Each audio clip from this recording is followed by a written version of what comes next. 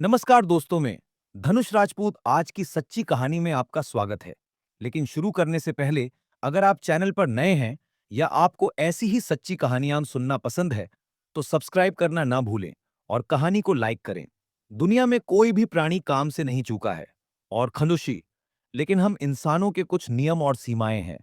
अगर एक महिला अधेड़ उम्र में विधवा हो जाती है तो उसे अपना जीवन जीने के लिए एक बड़ी चुनौती का सामना करना पड़ता है, क्योंकि उनके सामने एक गृहिणी होने के साथ साथ अपनी भावनाओं का ख्याल रखना बहुत मुश्किल हो जाता है। लेकिन कुछ महिलाएं खुद पर काबू रखने की कोशिश करती हैं और कुछ महिलाएं अपनी भावनाओं में बहकर शारीरिक पवित्र रिश्ते को कलंकित कर देती हैं। 5 बच्चों की मां ने अपने शारीरिक सुख के लिए अपने लंबे समय से पीड़ित अविवाहित बेटे के साथ शारीरिक संबंध बनाना शुरू कर दिया। लेकिन जब भी महिला अपने भतीजे से संतुष्ट होने के बाद वह शारीरिक सुख के साथ साथ पैसे भी चाहती थी। लेकिन जब उसे अपने भतीजे से पैसे नहीं मिल रहे थे तो उसने उससे छुटकारा पा लिया और दूसरे आदमी के साथ शारीरिक संबंध बनाने लगी। लेकिन यहां उसका भतीजा उसके शरीर को छू रहा था। मंडली में आपका स्वागत है। एक बार फिर हमारे चैनल में हम इस सच्ची घटना को विस्तार से जानने जा रहे हैं। लेकिन उससे पहले मेरा आपसे अनुरोध है कि आप एक मराठी व्यक्ति का समर्थन करें। वीडियो को लाइक करना ना भूलें और चैनल को सब्सक्राइब करें और अपना नाम और गांव का नाम लिखें। यदि यह घटना दिल्ली की है तो टिप्पणी करें। दिल्ली के एक हिस्से में अंजलि नाम की एक महिला रहती थी। अंजलि की शादी 17 साल पहले गांव के एक युवक से हुई थी। शादी के बाद उनका जीवन लगभग 15 वर्षों तक फलता फूलता रहा। 5 बच्चे। अंजलि 5 बच्चों के परिवार को चला रही थी। अंजलि और उनके पति अपनी बुजुर्ग सास के साथ रह रहे थे। जबकि सब कुछ खुशी से चल रहा था, अंजलि के पति अचानक बीमार पड़ गए। बीमारी इतनी भयानक थी कि अंजलि के पति की उस बीमारी में मृत्यु हो गई। अंजलि के सामने यह सवाल था कि जब तक उसका पति उसके साथ था तब तक सब कुछ ठीक चल रहा था, क्योंकि उसका पति घर के सभी खर्चों को पूरा करने के लिए कड़ी मेहनत कर रहा था। अब सवाल आया कि घर में कोई काम नहीं कर रहा था घर, इसलिए अंजलि को चिंता थी कि घर का खर्च कैसे चलाया जाए। हालांकि उनकी थोड़ी सी आय थी, फिर भी किसी तरह उनका जीवन चल रहा था। अंजलि केवल 32 वर्ष की थी, इसलिए उन्हें अभी भी अपने पति के साथ रहना था। मर चुकी है, इसलिए उसके लिए अपना आधा जीवन बिताना कठिन था।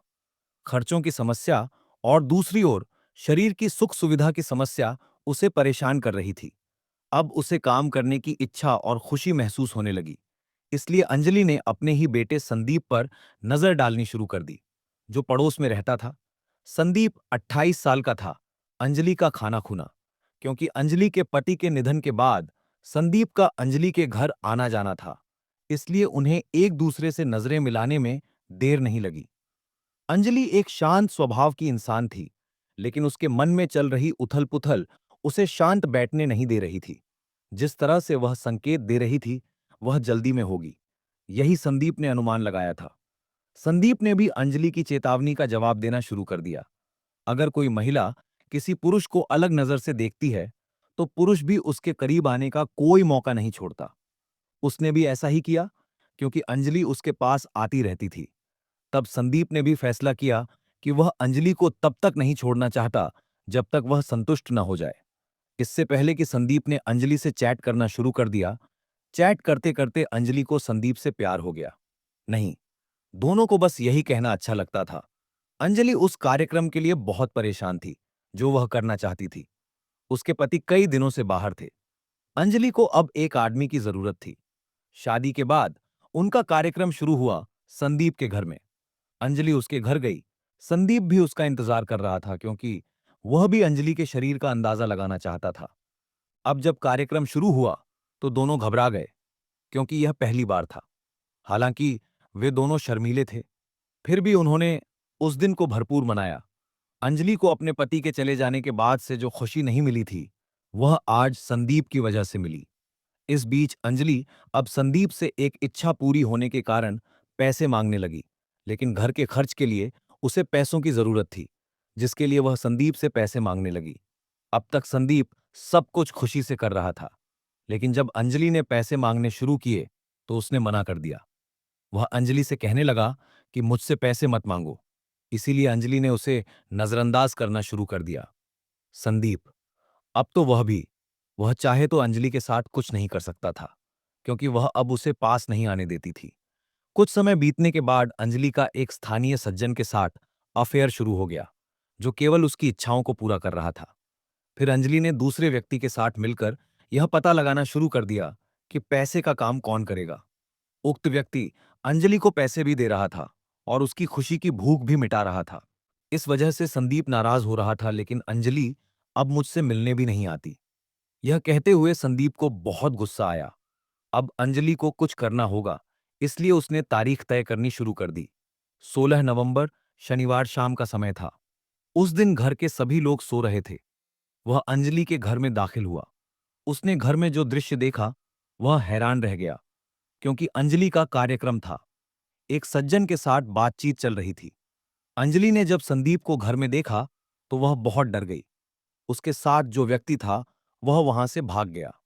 उसने बिना कुछ बोले सीधे उसके चेहरे पर वार करना शुरू कर दिया और साथ ही अपने साथ लाए धारदार हथियार से सीधे अंजलि का गला काट दिया। अंजलि कुछ भी नहीं बोल पाई। घर में पांचों बच्चे गहरी नींद में सो रहे थे, इसलिए इस बारे में किसी को कुछ पता नहीं चला। इतने में सब कुछ होने के बाद संदीप घर से निकल गया। तभी बच्चों ने अंजलि को खून से लथपथ देखा तो रोने लगे, जिसके बाद सांस उठ गई और अंजलि के चारों तरफ चीख पुकार मच गई। शरीर, इसने केवल आंशिक रूप से कपड़े पहने थे, तो वास्तव में क्या हुआ है, इस घटना पर किसी का ध्यान नहीं गया। घटना की सूचना तुरंत पुलिस को दी गई, जिसके बाद पुलिस ने भी मौके पर जाकर पंचनामा किया, जिसके बाद पोस्टमार्टम रिपोर्ट में यह बात साफ हो गई। अंजलि के साथ शारीरिक संबंध बनाए थे। वह पकड़ा गया और फिर उसने पुलिस को संदीप का नाम बताया, तो पूरा मामला खुल गया।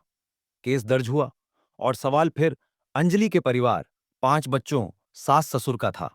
ये पूरी घटना आपको बताने का मकसद किसी को परेशान करना या परेशान करना नहीं है, किसी की भावनाओं को ठेस पहुंचाने या किसी को बदनाम करने के लिए, लेकिन केवल आपको इस घटना के बारे में सचेत करने के लिए। और मुझे बताएं कि आप क्या सोचते हैं, और फिर एक नई कहानी में मिलते हैं।